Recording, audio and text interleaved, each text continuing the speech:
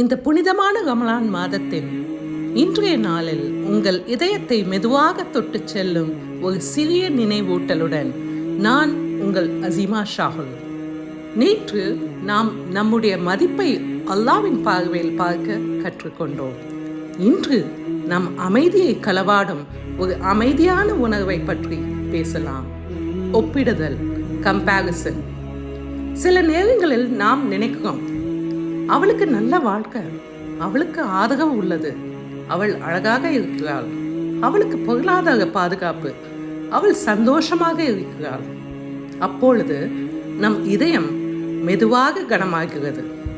But my dear sisters, comparison steals joy, comparison steals peace, comparison makes blessings invisible. நாம் மற்றவர்களின் வெளிப்புறத்தை பார்க்கிறோம், ஆனால் அவர்களின் உள்ள போராட்டத்தை பார்க்கவில்லை. ஒவ்வொரு வாழ்க்கைக்கும் அதன் சோதனைகள் உள்ளன. ஒவ்வொரு இதயத்திற்கும் மறைக்கப்பட்ட காயங்கள் உள்ளன. அல்லாஹ் ஒவ்வொருத்தருக்கும் வேறுபட்ட பாதையை அளித்துள்ளான். Different tests, different timings, different blessings, different journeys. Your story is not late. Your life is not behind. Your risk is not missing.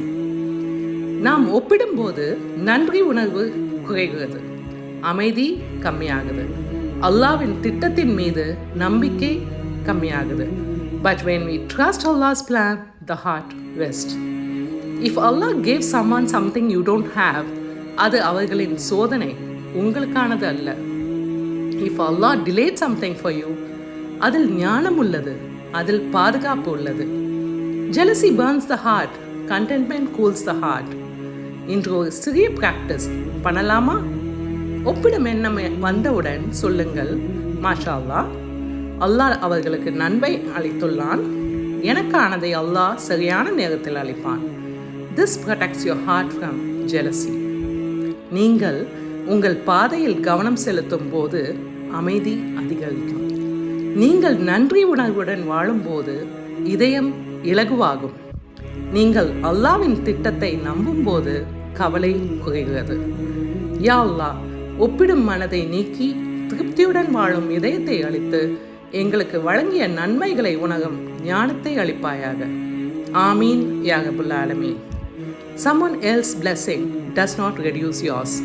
Trust Allah's timing. Your story is still unfolding. Signing off, Azima Shahul, till we meet again.